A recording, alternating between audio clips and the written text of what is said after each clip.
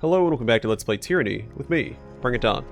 So last episode I forgot to grab Scorn and these resources from this forge. I do want to see what it looks like real fast. I mean, that does look pretty sweet. But I think I'm going to hold on to it for now. I'm not going to equip it,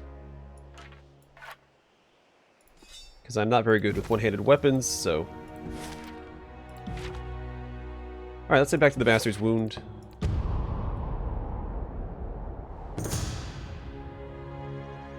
Alright, along the road, you cross paths with a trio of tiersmen, clad in the ragged remnants of noble finery. They appear haggard, hands blemished with dirt, faces sunburnt and peeling. Their guard has been reduced to 2 men in dented bronze, each sporting mangy beards and visible exhaustion. One of the tiersmen notes your banner and hails you. With grim stoicism, the woman complains that she, her husband, and his sister traveled from their homes towards the bastard city to bend the knee to the Archon of Justice and swear eternal fealty to the Overlord's glorious rule. Unfortunately, they've been harried incessantly by highwaymen and Scarlet Chorus raiders alike, and fear they may not live to see their destination. Speak with them. Why would I attack them?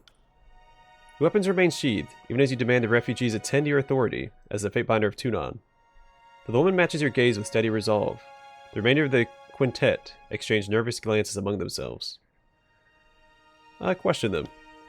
Via a brief, largely uncontested interrogation, you learn that these 3 individuals are members of the old aristocracy of Sunder. They traveled to Stalwart after their homeland's destruction, but the Edict of Storms has driven them north again. Having lost very nearly everything short of their life, they finally accepted the inevitability of Kyros' control of the tiers, and home to find a place within the new order.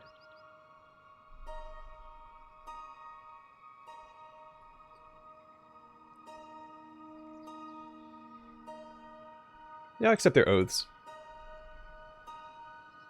You explain to the group that as a Fatebinder, you serve as an extension of the Judicator's court and enforcer of his will. You offer to accept their pledges of fealty in his absence for a nominal fee. No, I don't want them. They quickly thank you for your offer, and in a brief ceremony just off of the road, you confer on them the benefits of Kyros' peace in exchange for their oaths of service. Well, alright, I didn't lose any reputation with Tunon. I guess that's all that matters. You demand that the group join your travels until you reach your next destination. Claim that you must protect your vassals on the roads. They acquiesce, and you replace the heraldry of their guards with your own. The group continues with you to the next town, where you leave them to find their own way home. Inspired plus 2 wits, finesse, and resolve. And some money. I didn't want the bribery, I just wanted to take their oaths. There was no indication that was going to be a bribe. I should have just escorted them, I guess. Oh well, what can you do? Between that and the darn questline of Bastard's Wound, I hate that I sided with Wagstaff. I didn't want to. Alright, so our soaking gloves are done. Alright, we have to go back. We have to go back to the spire. I don't want to leave projects sitting like that.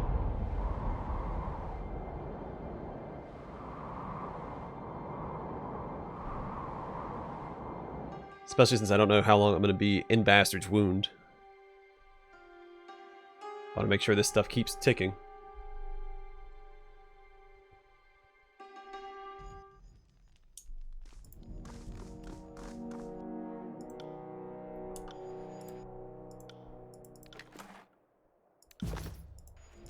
Alright, to the forge first? No, to the library first.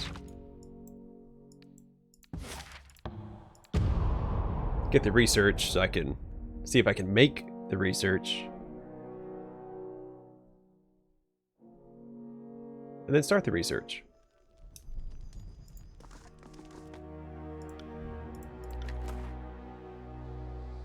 Hierarch's robes. The sages at your library combed through ancient scrolls, searching for hints of items of power. They found a few fragments that mentioned a set of robes that were known to increase the magical aptitude of the wearer. These robes are known only as Hierarch's robes. The sages believe that a skilled tailor may be able to recreate these robes. Alright, what else can you research? an item. Alright. And now to the forge. See what the Hierarch's robes are all about.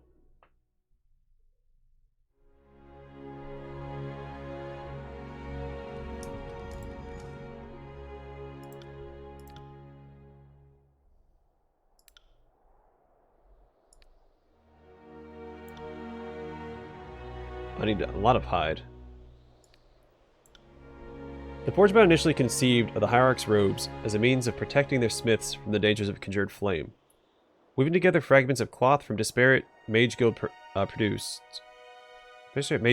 produced a result altogether more useful than they could have imagined. A protective garment that combines the tolerances of otherwise distinct arcane traditions. Robes like these were similarly assembled by Ponto the Agglomerate, a resentful mage who had been rejected by most of the major guilds, and thought himself superior to the arcane establishment. He set off into the wilderness with the aim of founding his own course of study. Was not seen for many years. He later reappeared while breaking into the chambers of the Mage Guild elders, cutting at their robes and murdering those who caught him in the frenzied act. The legalities of his research were put into question. Some argued that the right of magician's folly protected Ponto from punishment, but Kyros' peace was also to be upheld. In the end, a coterie of apprentices from disparate guilds assembled at Ponto's last known hiding spot, and accidentally bombarded it with arcane force, within their rights destroying all but a few ragged strips of cloth. So plus 10 all magic skills, that's pretty good. Then aspect of nightmares. Draw forth the form of a horrifying mask of energy. All enemies within a cone become terrified. Duration of the terrified affliction scales with the Hierarch's robes of renown. That sounds pretty good. I don't see how much hide Revos has. We'll see about crafting those. Because it's either that or the two-handed weapon.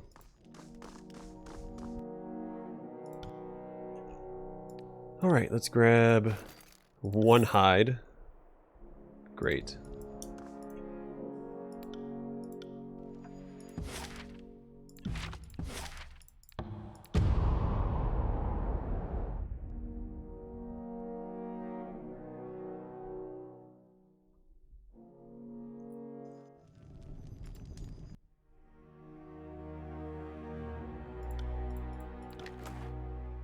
Alright, so the silken gloves, I think, are better than whatever the verse currently has equipped. But for now, we're just going to make what we can, which...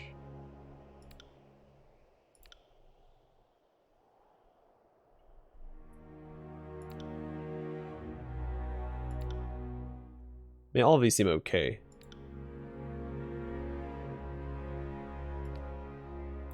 Average, let's look for something short. That's short. Long. Alright, let's do simplicity, I guess.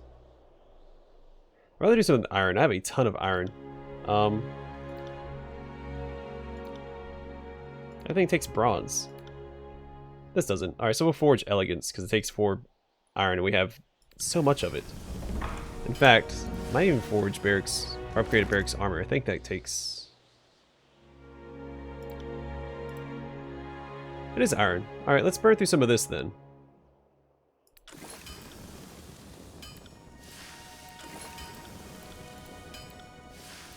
I don't have enough money.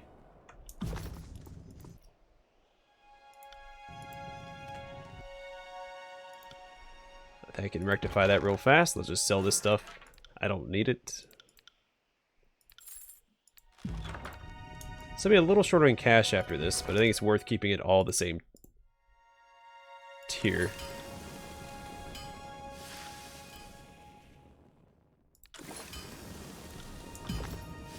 Alright. Let's get back to the bastard's wound. Let me just check. I know I didn't gain any experience, so none of this should have progressed. Yeah. Alright. Back to bastard's wound finally. Okay, talk to Isley and Mel. I'm going to talk to Isley first, even though we have the quest for Mel at the gambling ring. Because I want to forget to talk to Isley, because we don't have that in our quest log yet. Still very upset that I accidentally sided with Wagstaff. Because, again, I would have preferred to side with Jaspos in this Right. dilemma. Now, what I'm probably going to end up doing, it's a bit of a spoiler, is just killing everybody in the end anyway. I just want to get to the bottom of this. And also, if I get their trust, I can make sure they're not hiding anybody. So no one can escape the justice of the court.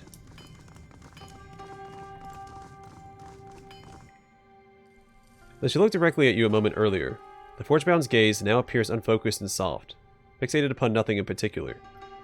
Your footsteps break her silent reverie. She returns to the present with a quick shake of the head. Oh, Fatebinder. Sorry.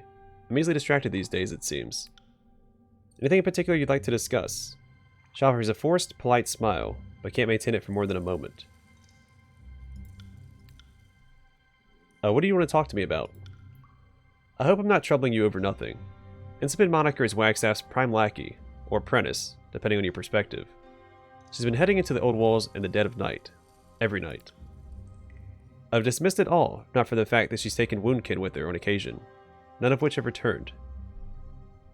And how did you discover this? I've been really into my work lately, lost in the chisel, I guess, and finding myself up when most of the wound is asleep. And every task needs a workbench, so I take my chert, I take my grit, I go for a stroll, I see Incipit moniker. For just one night I see her do this, but I'll look into it. I realize how nosy this makes me sound, but I notice she's pretty habitual about her jaunts. Maybe wait until the proper hour, or she'll see you, and you'll scare her away, assuming she has something to hide. I wait till evening. May as well. And then we'll go talk to Mel.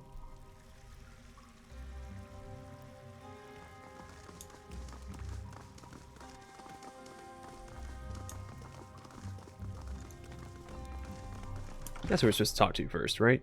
Gambler's Ruin.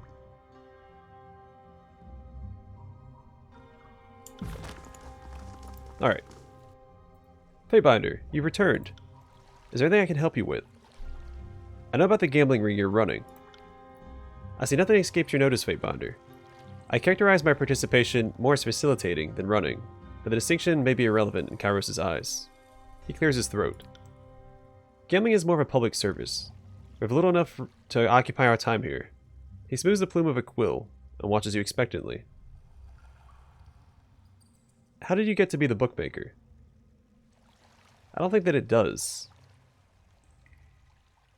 Forbid gambling.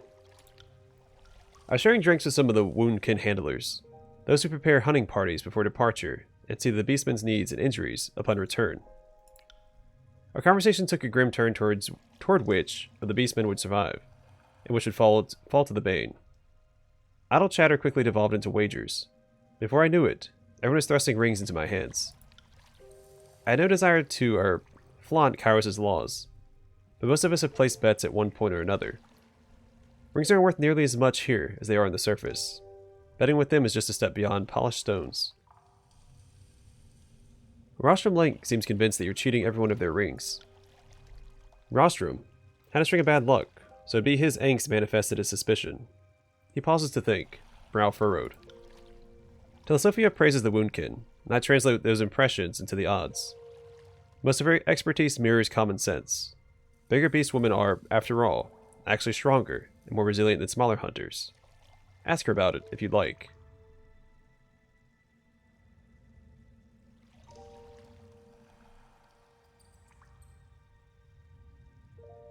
The Telesofia was more than cooperative and made it clear you weren't playing fair. Why would she say that? She's hardly in a position to confirm such a thing, strung up on that wall. He looks away, shaking his head. Ash's soldiers are a vigilant bunch. I shouldn't be surprised if she overheard something, well, conclusive. His shoulders slouch with disappointment. You're right. Someone is killing beastmen, and it's Tonbase. You should know that this whole killing business wasn't my idea. He nurses his brow. I saw him returning from the old walls late one night, with beastmen blood staining his smock and weapons. He was careful to avoid the handlers, but didn't catch me observing him.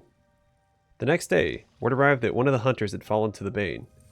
When I saw Tonvis later with a fresh hide for tanning, it became all too obvious. I confronted him, and he suggested that I use my advantage to profit from it. He'd even defy the gambling odds that I could keep a greater share of rings. I agreed more out of fright than anything else. Tonvis is a skilled hunter after all. If he could take down beastmen, he could easily silence me. I do know of his most recent plans. He produces a pen and parchment and hastily draws a map to a specific location in the old wall's depths. There. That's where Tonvis lures his victims, and where he doubtlessly kills another beastman recently. Killed, not kills. If you go and inspect the bodies, I'm sure you'll find proof of his involvement. You should hurry, before the other beastmen find it, or remove all evidence in their cleansing ritual. What do you mean by cleansing ritual? Oh, you're not aware. Beastmen have a curious burial rite for their fallen. Mel grimaces, unable to hide his distaste. They eat the dead. Many tribes see this as a way of keeping their pack, mates close, quite literally it seems. Beastmen also tend to believe that some measure of another's strength can be captured upon consumption. At any rate, once the Woundkin hunters discover they're dead, they'll perform the ritual. You'd best hurry. Very well. Let's see if I can find anything there. Take this keystone. It'll grant you access to the southernmost portal in this settlement. From there, you'll find the spot where Tonvis lures his victims. Mel unfastens a pouch and hands it to you, shaking his head. He turns away with a heavy sigh. So that's this one down here, right? Alright. Let me look at my quest real fast. Which one am I going to do first? So follow Incipit Moniker. Retrieve the keystone from Incipit Moniker. Gambler's Ruin. Find the Woundkin. Find the Farm Chronicle. Okay. Well, we need two things from Incipit Moniker, so we may as well follow her, since it's currently the time of day where we need to track her anyway. I assume she'd be down here.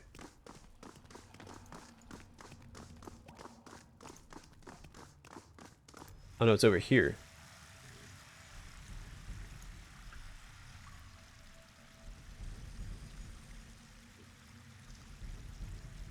Then we can go to the farm later.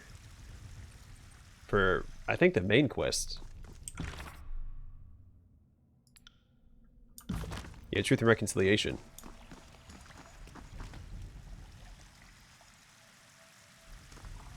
So I'm assuming I'm going to find and kill her anyway for this quest. So I can get the keystone off her body. Right. I'm hoping it doesn't break it. Place a Bastard's Wound keystone in the indentation to activate the Old Wall's teleporter. Place Mel's keystone into the indentation.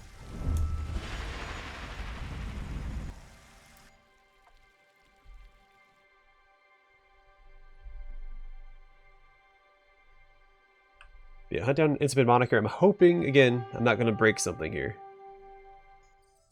I don't see why it would, because it should just be in our inventory. Hey! Finesse, and...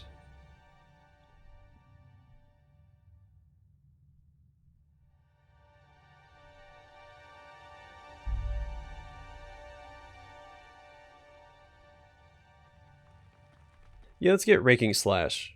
A 2-hit claw attack. The first hit dazes the target, and the second hit weakens them. Give her some more abilities for her rotations. A scroll and a bronze ingot. Good. Feels feral. Makes Beast Woman's blood pump fast wild. Well, she's excited about leveling up, it seems. Oh, this took me to the other quest, not to,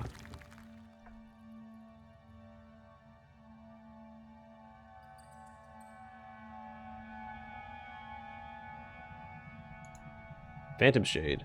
It's a cat. Lucky, plus 5% critical and critical deflection and hit precision, and safe landing, immune to prone. While most cats spend the day napping and hunting at night, this little black kitten does neither. While he accepts food placed in front of him, he mostly stares blankly ahead, his silent vigil interrupted by the occasional yawn. With Phantom Shade curled against your side, you feel particularly wary of the dangers of Tyrannis. Well, I do like cats. I'm probably going to equip that as my main character just because I like cats. So, welcome aboard, buddy. The resolve, I'm going to give that to Lantry, because we don't really need that. An iron great axe. The Woundkin appears to have died recently. Examine the dead Woundkin. The corpse of a Woundkin lays in a heap at your feet. While the corpse is cold, the lack of decay suggests the beast recently met its end. Examine injuries to the corpse. Broken bones distend the Woundkin's heavily bruised flesh. Injuries appear to have been caused by a large, blunt object. Forge-bound armor fragment. A small piece of blood-splattered forge-bound armor. It appears to have been ripped off by beastmen claws. Front Tonvis.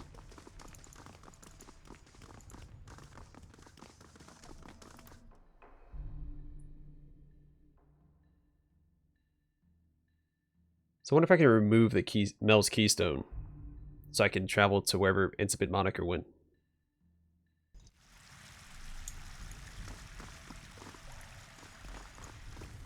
Well, first things first, let's go confront Tonvis. Let's get his name mixed up along with confront.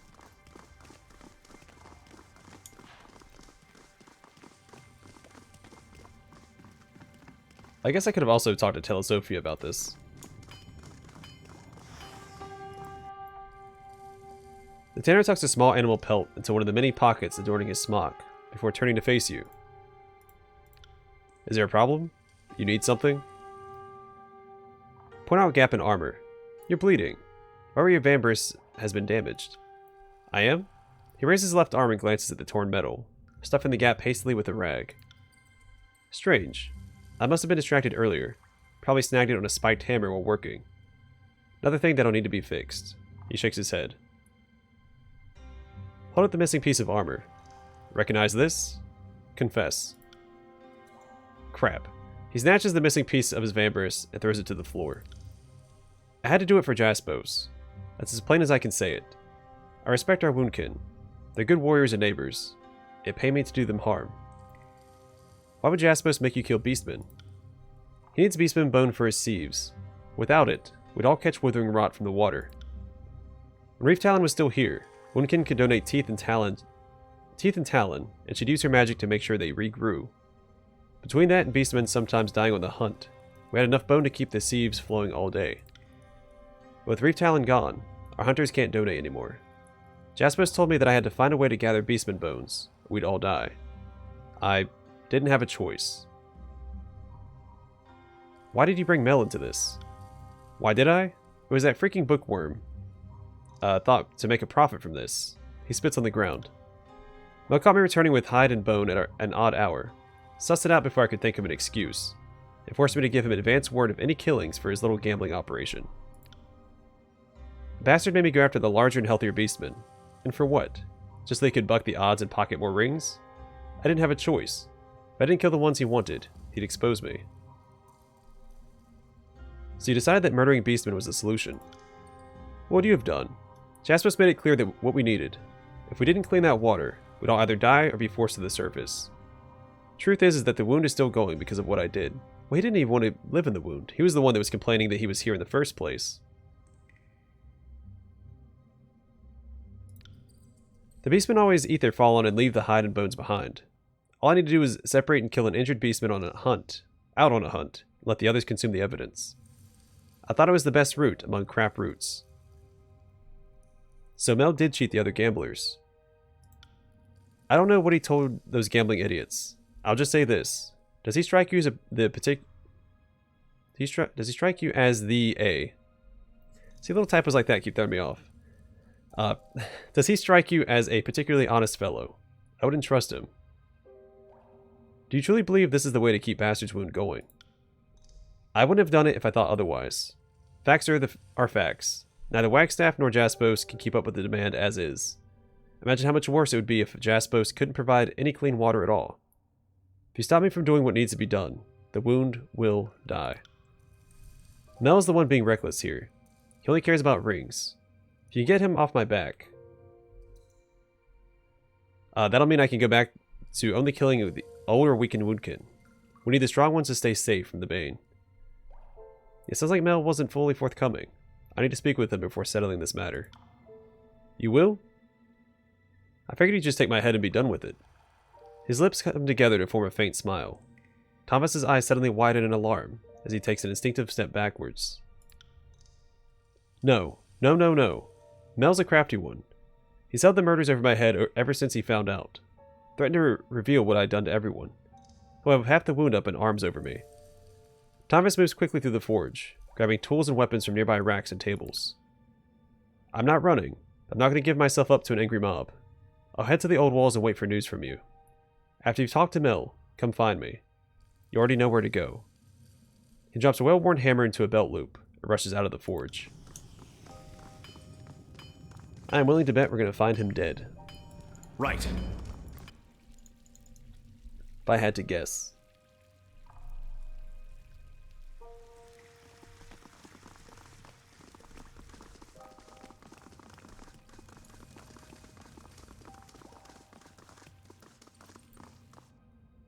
Fatebinder, you've returned.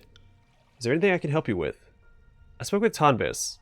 He made it clear that you forced him to target the strongest beastmen, all for profit. He said that, did he? You needn't glare again. I know an explanation is in order. Mel sighs. Tonvis never knew my true motivation, which was decidedly not in service of rings. When I confronted him about the killings, I saw an opportunity to turn his crimes into something that would help us all. He leans forward and lowers his voice. The wound's well-being is also my well-being. I've seen what others have been happy to ignore. Not all of the beastmen care for our current arrangement. Marie Talon was with us. She stamped down dissent within the beastmen. This place may look like a miraculous experiment between our races, but its success rests upon a shaky foundation. Ever since she left, I've seen more of the dominant beastmen with voiced concerns, even suggest that they leave us humans to fend for ourselves. That, of course, would be unmitigated disaster. I told Tonvis that I'd keep his secret, as long as I dictated which beastmen he could kill. Not surprisingly, the noisiest woundkin were often the toughest, but that was purely a coincidence. These killings have kept the settlement going. I took no pleasure in it. That I gained a few rings in the process was entirely incidental.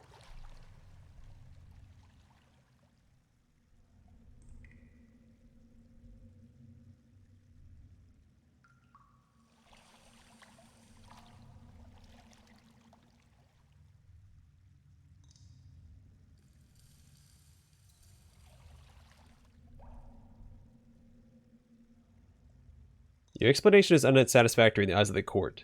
The law is clear, and you will cease all gambling on pain of death. Of course, Fatebinder. You're right. This has gone on for far too long.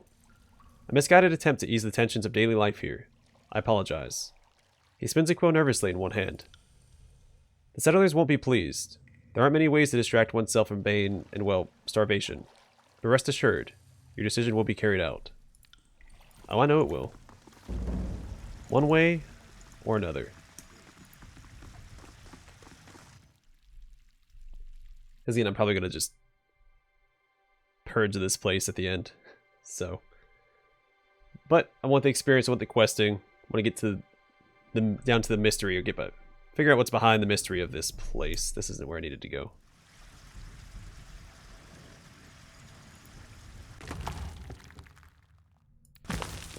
Maybe it is. I thought I had to go back to where...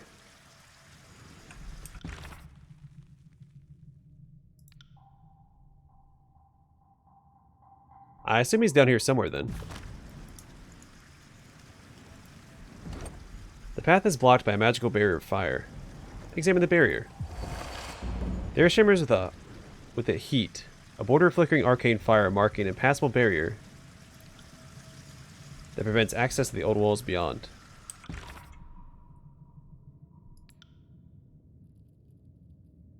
I might have to ask Isley about that. A lot of back and forth for no reason. Like, I know the sigil, and I have the core sigil of fire. So I feel like I should have some knowledge of fire magic and be able to dispel that myself. I think that'd be a neat interaction to have. I got it.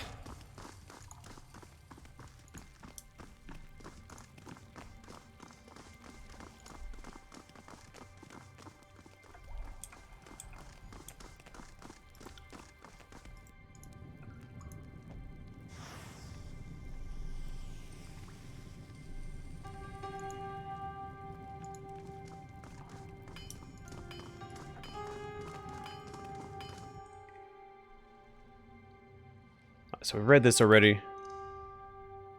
Already read that.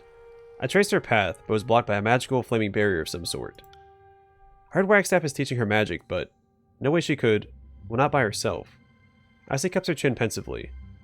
Fire makes me think blood channers. Maybe she liberated something from an old chorus rival. Or she figured out a way to control an old wall's trap. But to my limited knowledge, those traps don't use fire, but some other sort of arcane energy. If you're short on ideas, you always speak with the prisoner Telesophia. She sees everything from her perch, and most everyone talks to her at some point during the day, so maybe she's seen something or heard something that could point you in the right direction. On it. Well, just maybe.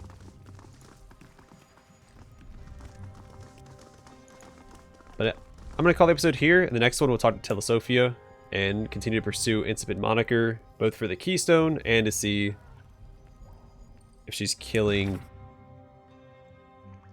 beastmen.